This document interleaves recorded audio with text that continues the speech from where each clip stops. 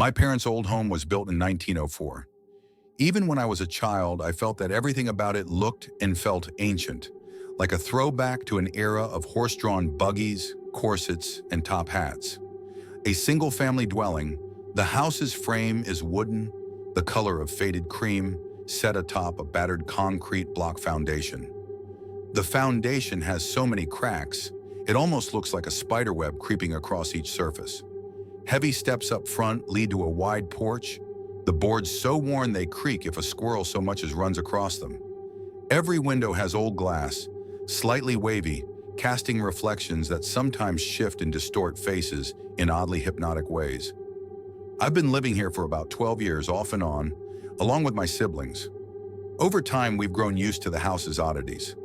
Drafts that drift in from impossible places, the sudden groans of settling wood, or the unexplained echoes in the middle of the night. But I'd be lying if I said we've ever fully adapted to the place.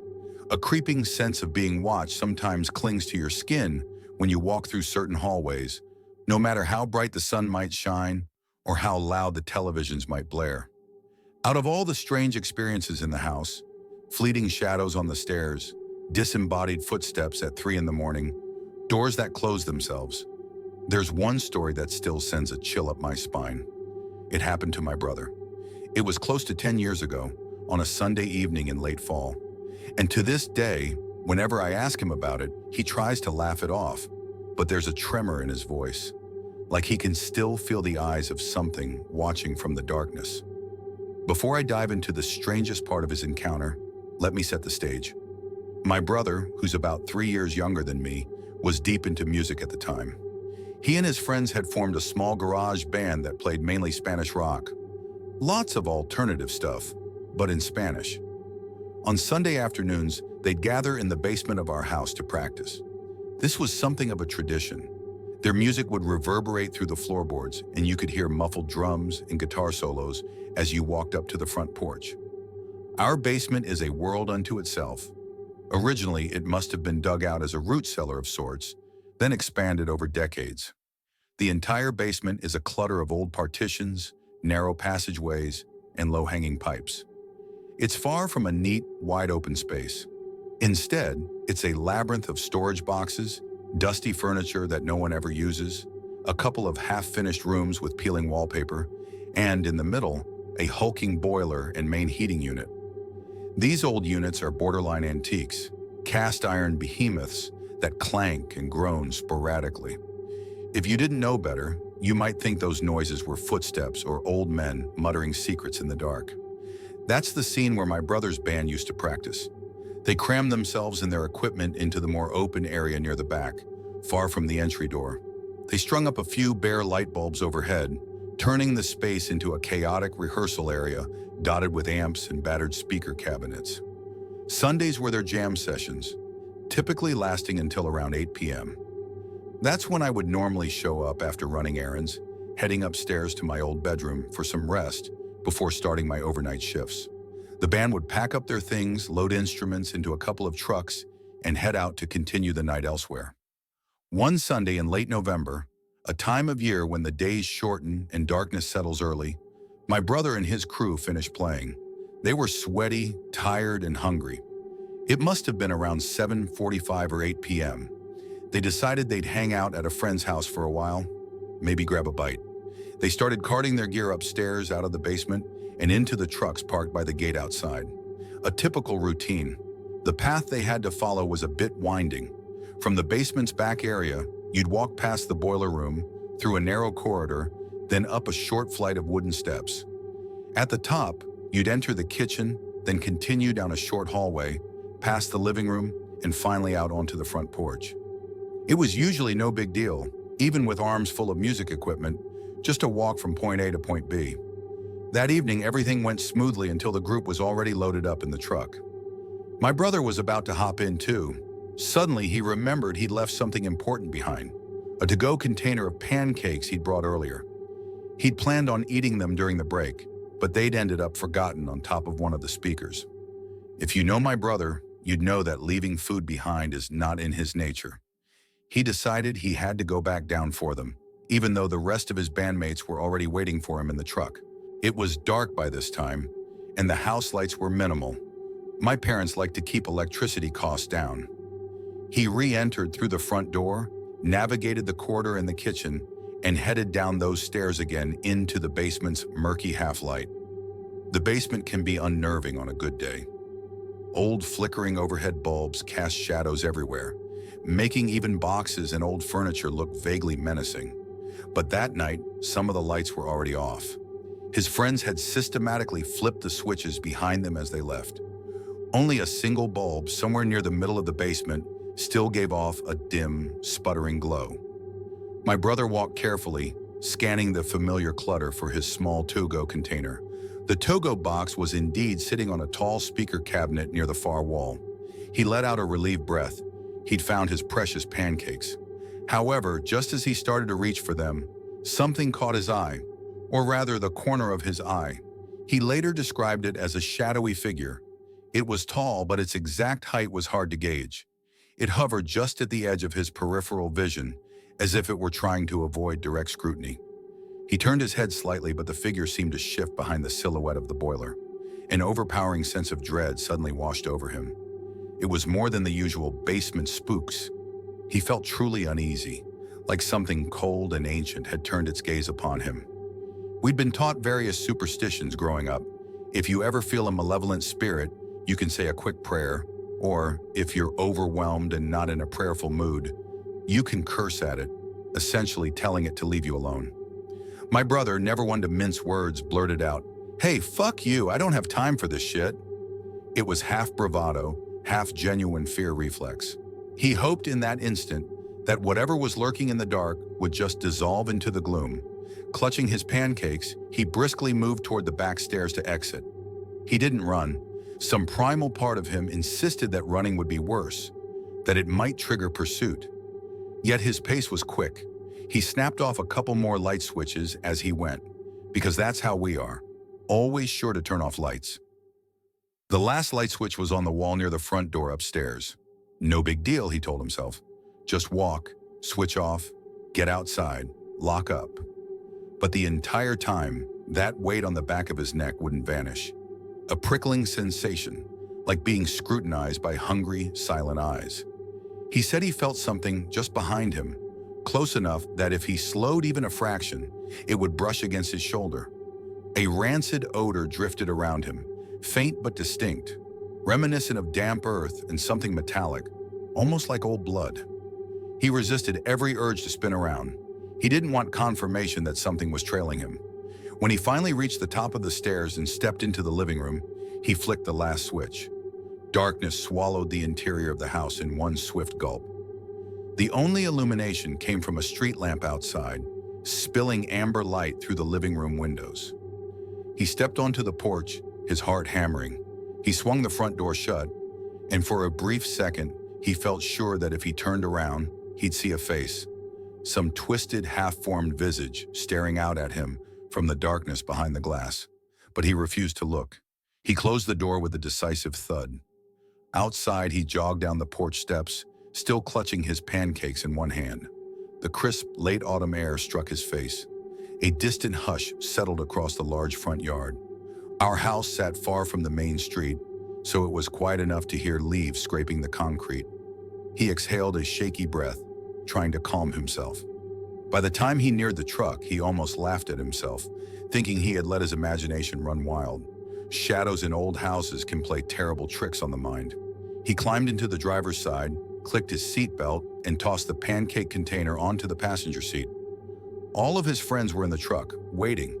Before he could start the ignition, one of them turned in the back seat and asked, "Hey, wait, what about your brother? Isn't he coming with us?" My brother, confused, raised an eyebrow. "What are you talking about?" "He went in to work early tonight. He's already gone. Do you see his car here?" Silence seized the truck's cabin. The friend exchanged a startled glance with another passenger, then looked back at my brother.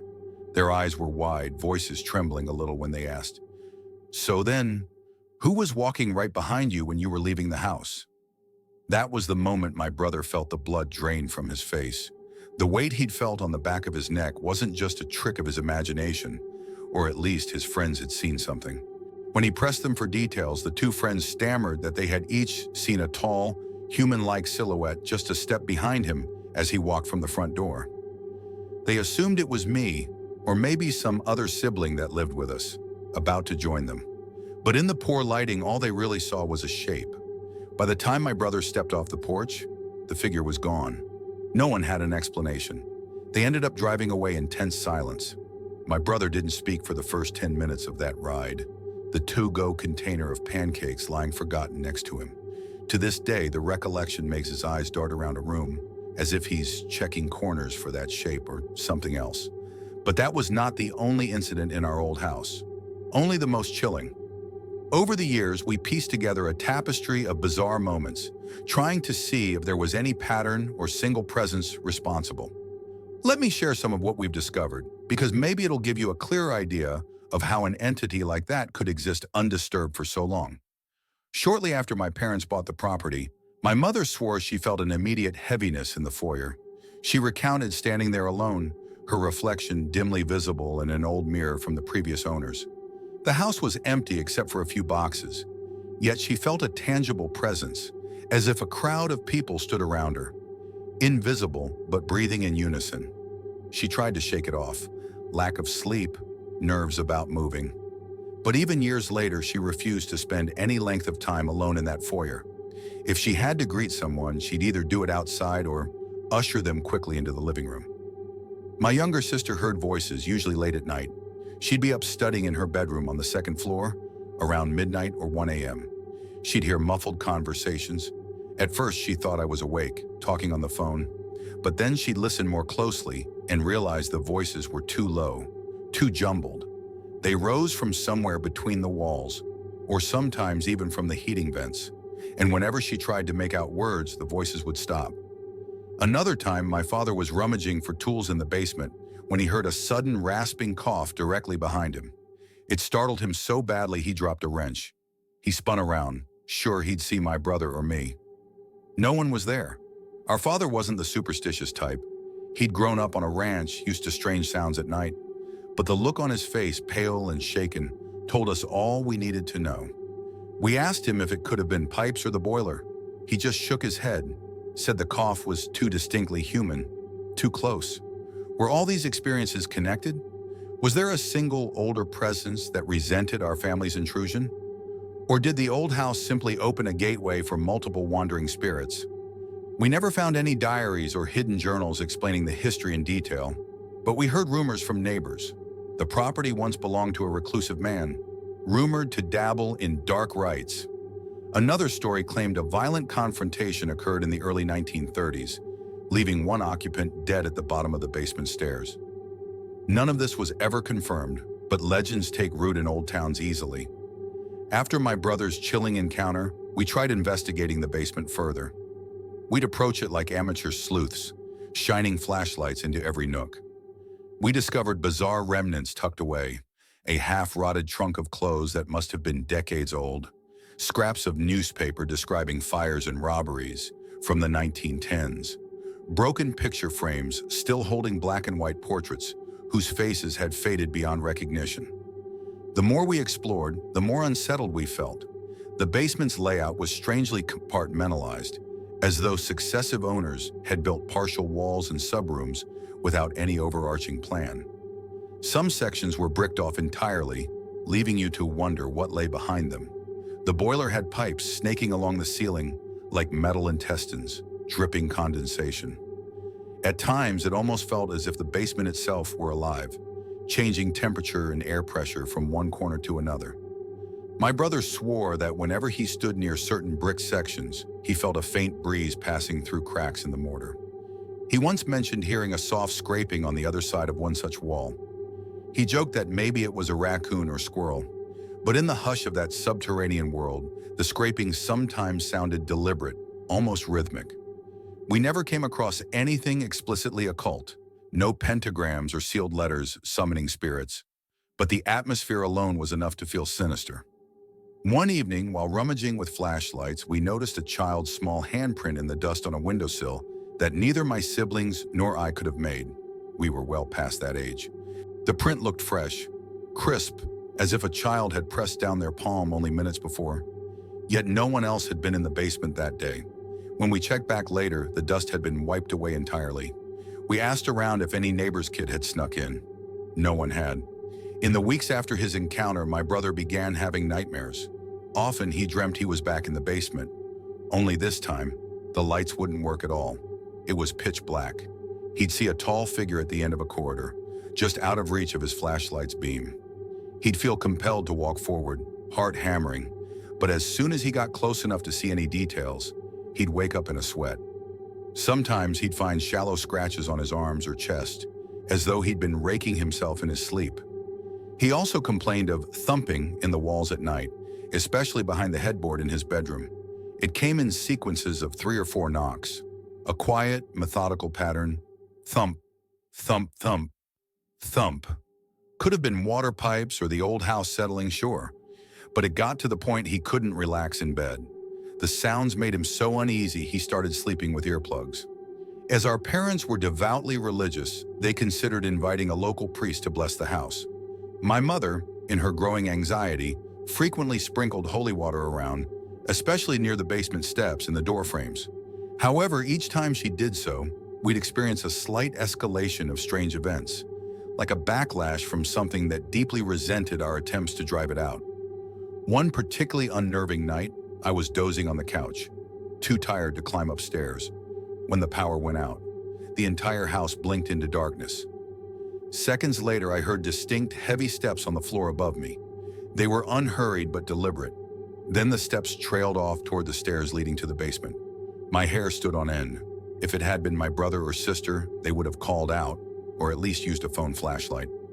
When the power returned a couple of minutes later, I went upstairs to see who it was.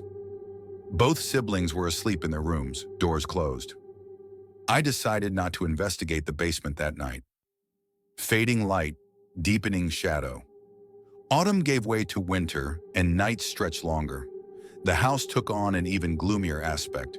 Gray light filtered through windows, and the corners of rooms stayed in perpetual shadow. My father tried brightening the place with new lamps, but it felt as though the darkness swallowed the bulbs.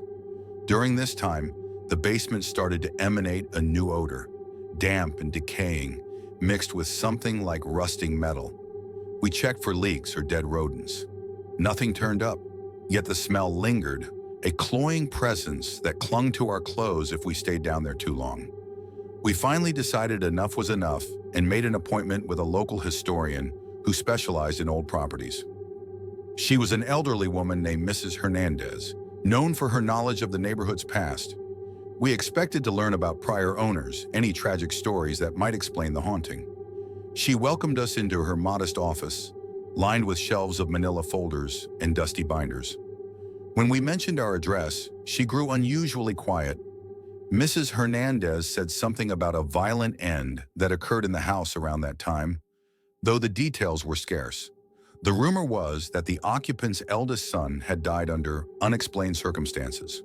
No official record stated murder or suicide, but local gossip pegged it as unnatural. The mother apparently went into seclusion and died soon after, but the father stayed on, rarely seen. According to the historian, the house then passed through multiple owners, some of whom moved out abruptly. She finished her story with a caution: whether you believe in ghosts or not, be careful. Places with that kind of history tend to hold on to strong energies. She left it at that. We departed uneasy, but armed with a better sense of the house's dark legacy. Not long after my brother's shadow figure experience, a friend of his, one of the same guys who'd asked, "So who was behind you?" refused to come to the house anymore. We pressed him for an explanation, but he only shook his head and mumbled that he'd seen something inside that place he'd rather forget. We suspect he glimpsed a shadow out of the corner of his eye, or felt a cold hand brush his shoulder. Another friend joked that our basement was a perfect spot for a horror film. Everyone laughed nervously, but no one volunteered to spend the night down there. My brother, though deeply rattled, tried to continue practicing with his band in the basement. It became harder to find volunteers to join him, so sessions got rarer. The final straw came one Sunday evening when he was down there alone, tuning a guitar. He later told me he had an urge to look over his shoulder every few seconds, certain something was creeping behind the half-closed door leading to the partitioned storage area. At one point, a single note blasted from the amplifier at deafening volume. Even though he wasn't playing, the string he was tuning wasn't even connected to that amp. His heart jackhammered in his chest and he bolted. After that, practice nights moved to another friend's garage.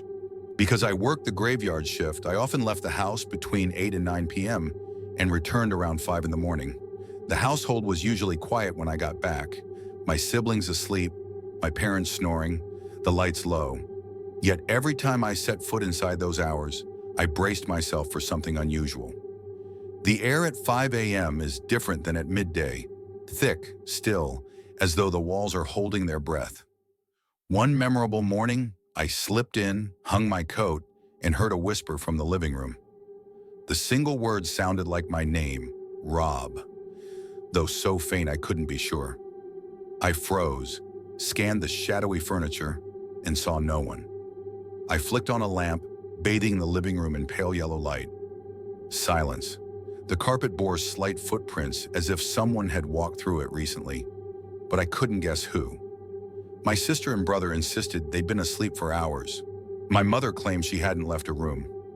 Later, as I tried to drift off, I kept seeing an image in my mind. That tall, shadowy figure my brother had described, lurking behind corners, waiting for a chance to step closer. If all of this makes it sound like a haunted house cliché, I don't blame you. We sometimes felt we were living inside a horror screenplay, yet we never had the funds or the opportunity to just move away. The economy was tight, and the old house was at least paid for, so we managed. But living with that ambient fear took a toll on our nerves. Arguments became more frequent. My parents, usually mild-mannered, snapped at each other. My siblings and I found reasons to be out of the house until late. Even pets acted strangely. Our cat refused to go down to the basement at all, and some nights she'd hiss at the top of the stairs, back-arched. One day I borrowed a thermal camera from a coworker. He used it for building inspections. My hope was to find cold spots or explain the drafts. Wandering through the basement with that device was eye-opening. Sure, we found the typical anomalies near windows and doors, but a particular corner behind the boiler showed a large, human-sized patch of cold. It hovered near the brick wall. No vent or gap explained it. When I tried to approach, the patch seemed to move on the camera, drifting out of range. The screen flickered for a moment, as if losing focus. Then everything went back to normal. My brother, who was with me, turned pale. "I'm done," he muttered and went upstairs. We never tried the camera again. By the second winter after the big event, our house had grown quieter in some ways. The basement was more or less off limits, except for laundry and the occasional rummage for stored items. Nobody hung out there. The band was gone, their gear moved out. Yet the presence, whatever it was, seemed to assert itself more in the main floors. At night, closet doors in the hallway would stand open in the morning, even if we'd close them. A few times we heard footsteps crossing the upstairs landing. Once I actually witnessed a door to a spare bedroom, one that always stuck from humidity, ease open on its own. It didn't fling open theatrically, it just steadily creaked until it revealed a black interior. I stared, half expecting someone to appear. Empty. A second later, the door abruptly swung shut, as though on a spring. But there was no spring, and certainly no draft strong enough to move that old stubborn door. By this point, every family member had experienced something inexplicable. Even so, the incident with my brother in the basement, the shadow trailing him, visible to outsiders, remained at the top of our terrifying list. It was so unequivocal, multiple witnesses, the same story, an entity that was physically present enough to be seen. We didn't want another close encounter of that sort, and we dreaded that maybe the presence wanted more than a cameo. Could it ever harm us? Desperation led us to invite a local priest. He was a kindly, soft-spoken man in his 50s, with a calm demeanor. He walked through the house, sprinkled holy water, said blessings. Yet the moment he stepped into the basement, his complexion grew ashen. He paused, gazed around at the partitions, the clutter, the shadows that seemed to multiply with each flicker of the overhead bulb. He uttered a short prayer in Spanish, then retreated upstairs, saying he would pray for us. He politely refused to go back down. Desperation led us to invite a local priest. He was a kindly, soft-spoken man in his 50s, with a calm demeanor. He walked through the house, sprinkled holy water, said blessings. Yet the moment he stepped into the basement, his complexion grew ashen. He paused, gazed around at the partitions, the clutter, the shadows that seemed to multiply with each flicker of the overhead bulb. He uttered a short prayer in Spanish, then retreated upstairs, saying he would pray for us. He politely refused to go back down. We asked him about an exorcism. He responded gently that it wasn't typically done for houses, only for individuals, but that he could attempt a house cleansing if the bishop approved. Weeks passed. We never heard back. We assumed it was a complicated process. In the meantime, my mother placed saintly figurines in nearly every corner, and my father left the basement lights on longer, presumably thinking brightness might deter a creeping presence. It didn't help the electric bill, but I suspect it helped him sleep. My brother continued to insist on never going down there alone, and if he absolutely had to, he went armed with a small pocket knife, just in case, he'd mutter, though we all knew a knife wouldn't do much against a ghost. Strangely enough, by the following year, the phenomena began to wane. Perhaps it's because we all made conscious efforts to ignore or diffuse any weird moment.